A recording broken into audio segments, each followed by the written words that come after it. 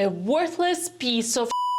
Do you ever wonder what's the real value behind every chess piece? We all know that a pawn is worth 1 point, a knight is worth 3 points, a bishop is also worth 3 points, a rook is worth 5, queen is worth 9, and the king is worth everything. The king is priceless, meaning you cannot actually eat a king, you can only check the king or checkmate the king.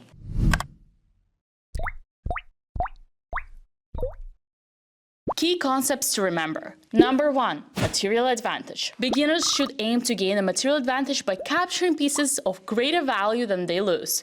If you can trade a knight who is worth 3 points for a rook which is worth 5 points, you've gained a material advantage. Sometimes pieces can be more or less important, more or less valuable, depending on what is their real value, what is their position on the board. For example, a pawn on the 7th or 2nd rank is sometimes more valuable than any other piece because that pawn can actually promote and no other piece can stop it.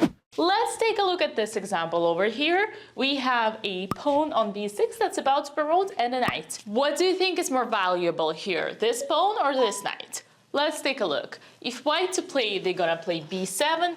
Knight is gonna try to catch the pawn, and then b8, queen or rook or knight or bishop, etc. Actually, a queen. And then the knight cannot stop the pawn, right?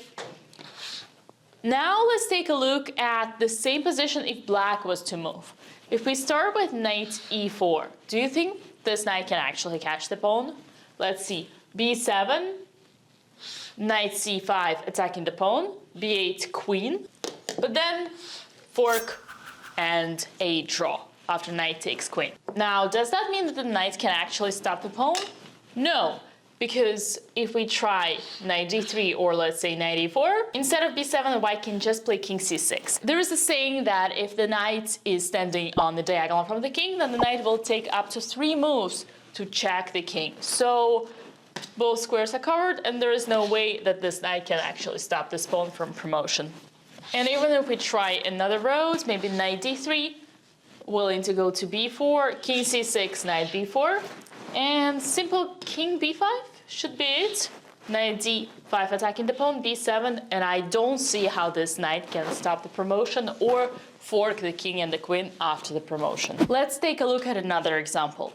Here we have a completely winning position for black, you'd think, because black is up a queen and the rook, only for 2 pawns, but it is white to move. So white can actually capture the rook, and you got it correct, promote to a knight. You see the knight here? Yeah, exactly. Not only we just capture the rook, but we also forked a queen and the king. And after king moves, we capture the queen, and then we win the game with an extra knight and an extra pawn.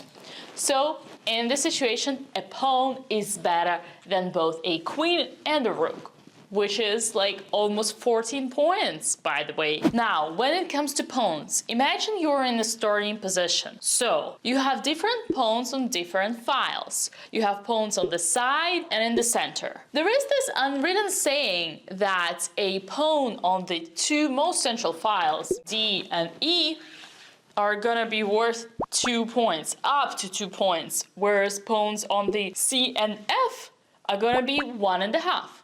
And the side pawns will be worth just 1 point. That probably shows you the power of controlling the center. As I always tell you, control the center, control the game.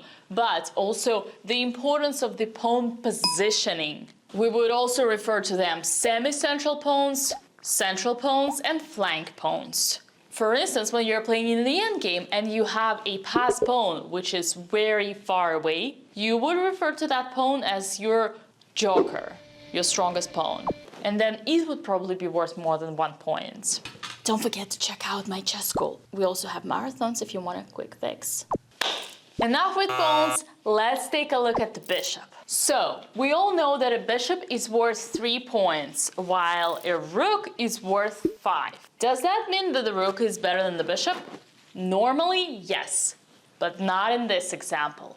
Let's take a look. Here we have a rook on a4, pawns advancing down, obviously, the king on b2 and the bishop on g1. Black is up a rook and a pawn, and you'd think that black is winning. Here is a twist. Black is actually losing.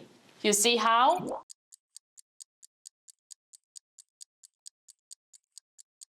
Exactly. The bishop is gonna be dominating the rook. The bishop is gonna attack this pawn on g7, take it, and white is gonna promote its own g-pawn. While the rook over here and the pawn will not be able to do anything at all because they're stuck.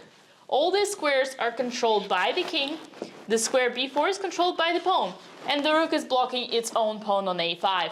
So, bishop here is more important and more valuable than the rook. Bishop d4, black does something, let's say we take the pawn, and the king is so far away that it cannot even stop the pawn.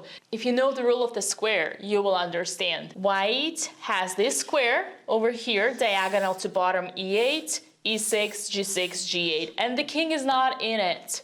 So, g7, king e7, any piece of your choice, boom, white is winning. One of the main secrets in chess, a value of the piece depends on its positioning, but not only on its own positioning, sometimes also on the positioning of the other pieces of your opponent. For the record, the difference between the bishop and the rook is called an exchange. It's an exchange of a rook versus a bishop. When you win the rook, but you give away the bishop, you do not win the rook. No, you win an exchange because you still give away the bishop. So in reality, normally you only win 2 points. The rook is worth 5, the bishop is worth 3.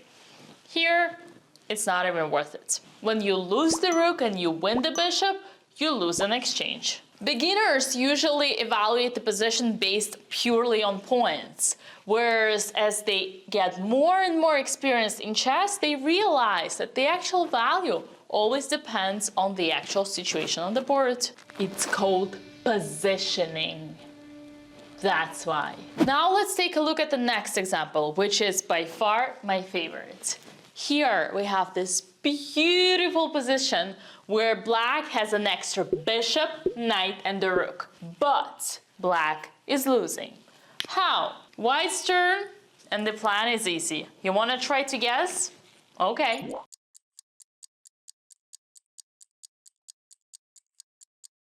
You got it? It's okay. I'll show you. The bishop cannot move. It's blocked by its own pawns. The knight cannot move either. The rook can actually move. And that's gonna be the reason why white is gonna win easily. By playing h7, king f8 walks into a checkmate in one promotion. So, king h8, and now stalemate. King h6, except for it's not a stalemate. Black has to play rook a7. Pawn takes a7, attacking the knight. It's not a stalemate again, because now there is a pawn that can be pushed, doesn't matter really. And then we take a knight, or promote, easier take a knight, promote to a queen, and voila. Let's take a look at another example. Almost the same position, but no extra rook. Only a knight and a bishop. What is gonna be the situation and the result here?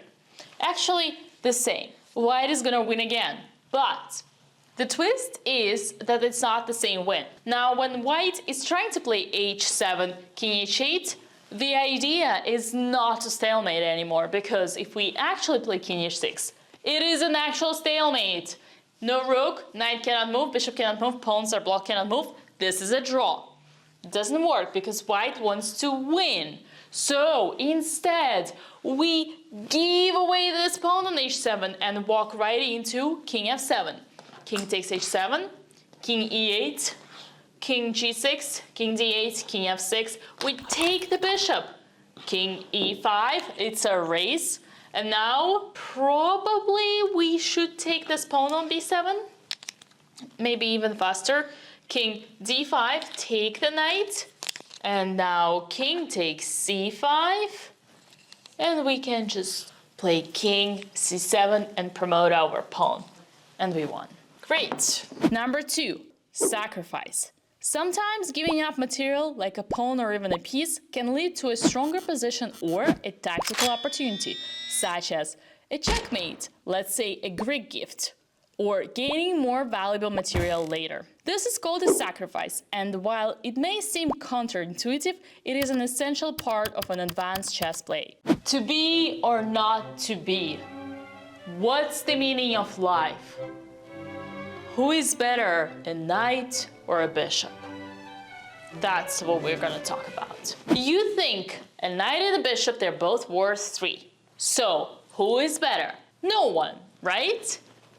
Depends on the position. Let's take a look at the first example. Here we have a super active knight and a super passive bishop.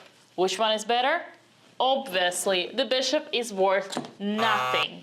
Nada, niente, empty, nичего. The bishop is worse than a pawn, blocked by its own pawns, where the knight is the king and white is gonna easily win the game. Let's take a look at another example. Here we have a knight on a7 and the bishop on f5. Which one is better? Obviously, the bishop on f5. The knight has no moves, cannot go to c8 because the bishop is gonna attack and it's blocked by its own pawns. On the border, we say the knight on the rim is slim. Dim. Grim. You got it. Bad. So, we usually say a bishop is better in the open positions while the knight is better in the closed positions. Now, how do you actually define which position is open and which position is closed? First of all, what are open and closed files? An open file is a file that has no pawns or only one pawn. If a file has a one pawn, then it's going to be a semi-open file. It's going to be semi-closed for the side that has the pawn and semi-open for the side that does not have a pawn. The open position is the position that has 2 or more open files, preferably somewhere in the center. Meaning, like, if you only have a H and G open files, but the rest is closed, this is probably going to be a closed position. Or let's say if you have only an A open file and an H open file, those would be also closed positions. But ideally, in the center or somewhere semi-center, you have 2 open files or more, you have an open position. So a semi-open position is going to be a position that has semi-open files. But any semi-open position would probably lead to an open position later. Got it? Good. Now, in those open positions, bishops are better. Especially, bishops are more powerful than knights when it comes to the endgames with pawn majorities on different sides of the board, such as here. You can see that black has 4 pawns on the king side, and white has 3 pawns on the king side, whereas black has 2 pawns on the queen side, and white has 3 pawns on the queen side. Long story short, black has a pawn majority on the king side, and is gonna try to create a pass pawn here.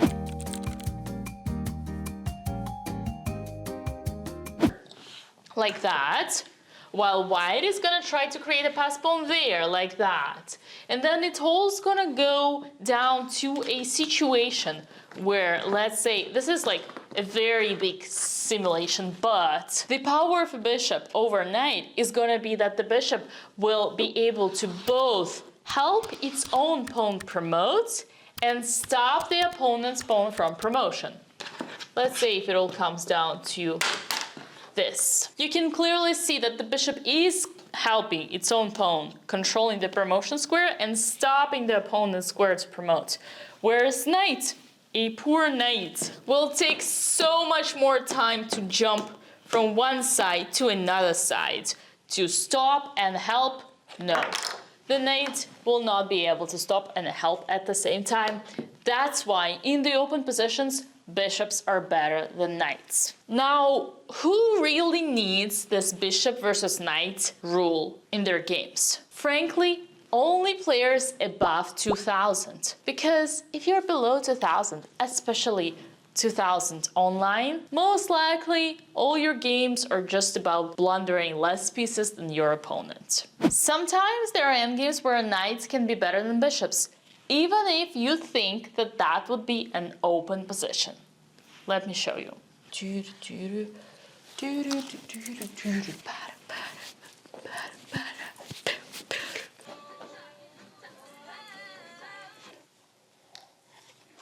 When you look at this position, you think, aha, it's an open position. We have a b file open, a d file open, and a semi-open e file. So why would bishop not be better than knight? But look at the pawn structure. Every single pawn of black is actually fixed on the same color as the bishop. And the bishop literally has really nowhere to go. So white is better. If we were to summarize, every piece has its relative and its absolute value. For example, a knight in the center of the board, like here, is better than the knight on the rim, on the side. A rook is better on the open file than the rook on the closed file. Let's say the rook on d file would be better than the rook on h8. Another important concept is a bishop and a knight versus the rook. Normally, you know that the bishop and the knight are better than the rook. 6 versus 5. But let's say you add a pawn to the rook. 6 versus 6. So, how you understand what is better, a rook and a pawn or a bishop and a knight? It will depend on the position and the piece placement on the board. I could potentially give you the tips such as 2 pieces are usually better than 1 piece and the 1 pawn, but really, let's say in the endgame, this pawn can actually promote to a queen, and then it would be 2 pieces, way more powerful than this one. Final thoughts. Advancing pawns near promotion. Promoting your pawns, active rooks on open files, or a pair of well-coordinated bishops can far exceed their traditional values, often shifting the balance of a game. Remember, an effective way goes beyond material. Understanding when to leverage the unique strength of each piece and even sacrifice material for positional advantage is key to mastery. Ultimately, this principle served as starting points, not strict rules. Embrace these values as flexible tools, adapting them to the board in front of you. Stuck at the same rating? Get a direct access to me, personalized daily study plans, and experience a new way of learning chess that you cannot find anywhere else on the internet. Try for free and book your one-on-one onboarding call today. Link in the description. Thank you for watching. Bye. Check this out. Check this pen Why? What the out. Look at it. What the Mess with it. Isn't that cool? It's amazing, Ellie. The best. I've never seen a better pen in Oh, come fact. on. You have to admit, that's pretty cool. The only pen that would be better would be the one saying Charlotte Chess Center. Are you ready? Yes! What do you mean yes? I just need to record one sentence. Okay. See ya! Yes.